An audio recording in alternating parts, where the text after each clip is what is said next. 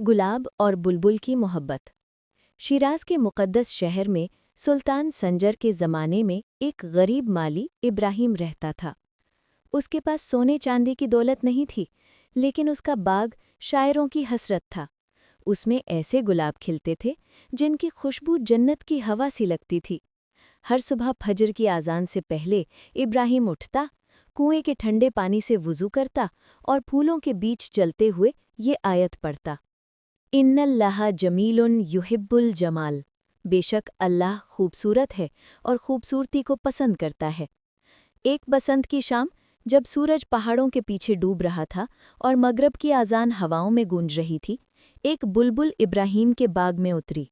वो कोई आम परिंदा नहीं था, उसके परों में चांदनी झलमला रही थी और उसकी आवाज़ ऐसी थी कि सुनकर गुलाब भी झूम उठते, जैसे सजदा कर रहे हों।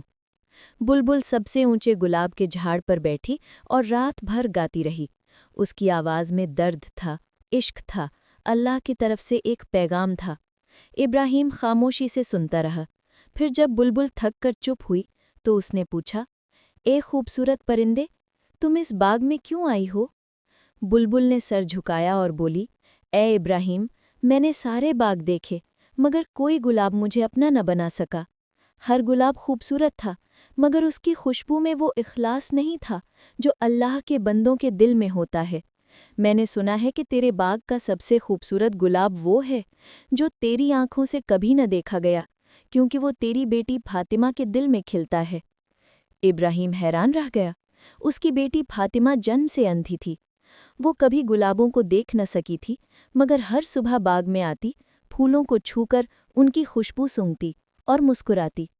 बुलबुल ने कहा, मैं उसी गुलाब की तलाश में हूँ जो आंखों से नहीं, दिल से देखा जाता है। इब्राहिम ने फातिमा को बुलाया। जब वो आई तो बुलबुल उसके कंधे पर बैठ गई। फातिमा ने हाथ बढ़ाया, बुलबुल को छुआ, फिर उसकी आवाज़ सुनी। उसकी मुस्कुराहट ऐसी थी कि सारा बाग रोशन हो गया।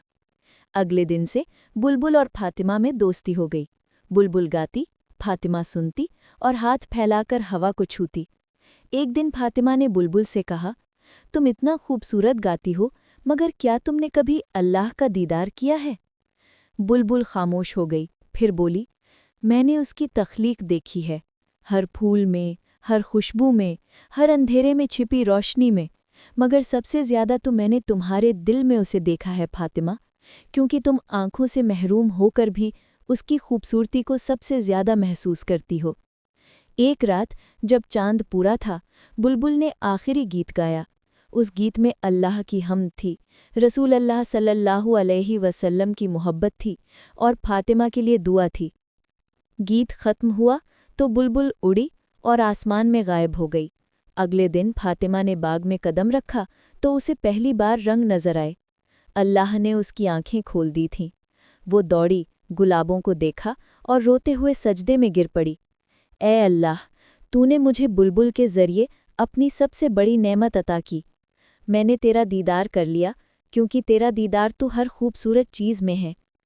और आज भी शिराज के लोग कहते हैं कि जब बसंत आता है तो एक बुलबुल उस बाग में आती है, एक अंधी लड़की के गुलाब पर बैठती है और गाती है, जमाले इलाही हर तरफ है, बस उसे देखने वाला दिल चाहिए।